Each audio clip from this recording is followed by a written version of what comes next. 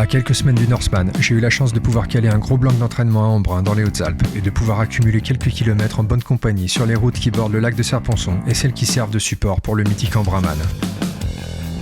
Autant dire tout de suite que l'accumulation de dénivelé positif et de température qui était parfois à la limite du supportable n'ont pas rendu les choses faciles, tout comme la chaleur durant la nuit qui m'a rappelé à quel point le sommeil joue un rôle déterminant pour la performance. Mais le 5 août, sur la ligne de départ du Norseman, peu importe ce qui se sera passé durant les dernières semaines, il faudra être prêt à affronter les 226 km du parcours et les 5000 mètres de dénivelé cumulés dans un climat exigeant que l'on ne connaîtra que quelques heures à l'avance. Pour l'heure, à 2 semaines de cette course hors norme, la priorité va être de récupérer de la fatigue des semaines passées, d'assimiler au mieux les entraînements et de retrouver un maximum de fraîcheur pour aller chercher un t-shirt noir en haut du Mont Gostat Open.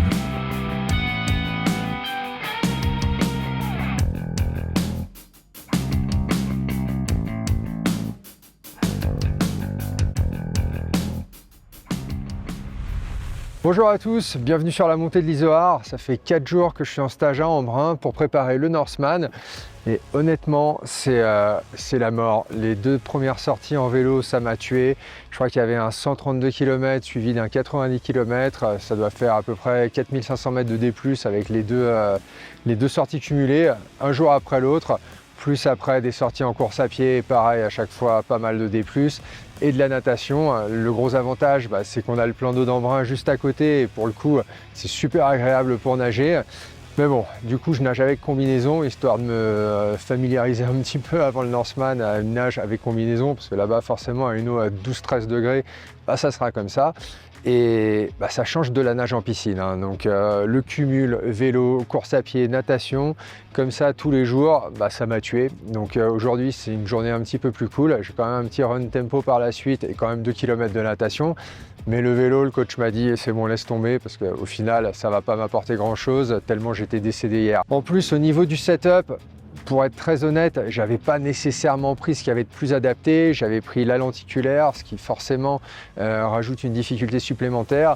Et après en avoir discuté avec Yannick, avec le coach, je pense que pour le Norseman, ça sera vraiment une 858 à l'arrière, et je pense que je prendrai la Cadex, la 4 bâtons à l'avant, parce qu'au final elle a un profil plus bas, elle n'est pas moins performante, mais si jamais il y a du vent latéral, elle sera beaucoup plus facile à manier, parce qu'ici, je ne sais pas si vous le voyez, mais il y a quand même pas mal de vent, et surtout quand on revient sur le lac de Serponçon, là pour le coup il y a un vent thermique qui est assez violent, et avec la 858, c'est à l'avant dans les descentes, c'est vraiment la mort. J'ai pas envie de vivre ça pendant le Norseman, donc du coup je pense que je vais essayer de à la fois limiter le poids, le problème d'entraînement d'une roue pleine en montée, parce que ici je crois que la grosse sortie qu'on avait fait, on avait 2005.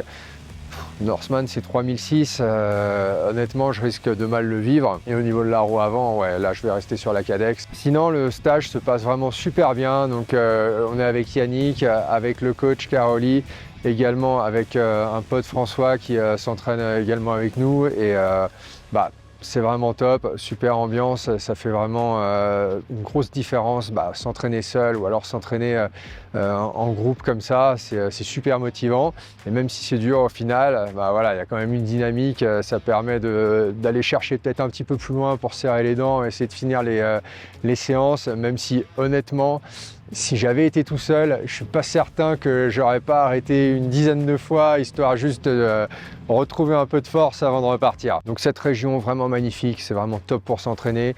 Le premier jour, on a roulé avec Romain Guillaume. Le deuxième jour, on a roulé avec d'autres personnes, vraiment très sympa. Lucas, si tu te reconnais. C'était vraiment cool de rouler ensemble également.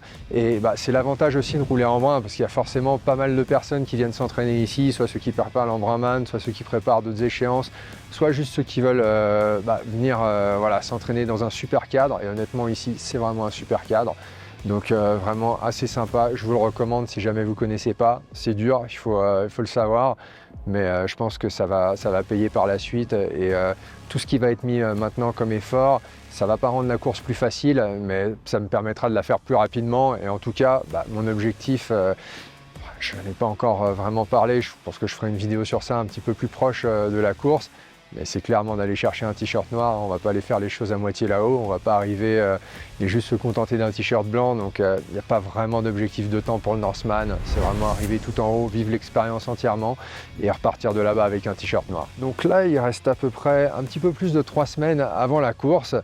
Bon, encore 2 jours de stage, ça stresse quand même pas mal le corps. Donc je vais quand même poursuivre un petit peu par la suite, notamment parce que je passe dans le sud quelques jours avec des parcours avec pas mal de D+. Après, je vais quand même essayer de faire pas mal de sorties en extérieur pour justement garder un peu cette dynamique. Mais il va falloir quand même faire un gros taper parce que là, très honnêtement, je suis totalement cramé et j'ai pas envie d'arriver dans cet état-là le jour de la course. Donc je sais qu'au niveau natation, j'ai des super sensations, c'est vraiment, ça passe vraiment bien, donc là je suis vraiment content. Course à pied, ça va, sauf que forcément le vélo, ça a affecté un petit peu ce que j'étais capable de faire en course à pied. Mais bon, c'est pas non plus la mort. En vélo, en revanche, voilà, le D+, c'est pas forcément super agréable, même au niveau de, je dirais, voilà, de la sensation générale, de la fatigue générale que ça génère. C'est 90 km avec 1500 ou 2000 mètres de D+, c'est forcément 1500 ou 2000 mètres de D+, de plus que ce que je fais normalement. Donc c'est pas mon truc, mais on va quand même s'y faire. Merci beaucoup de me suivre, je vous dis à très bientôt, entraînez-vous bien.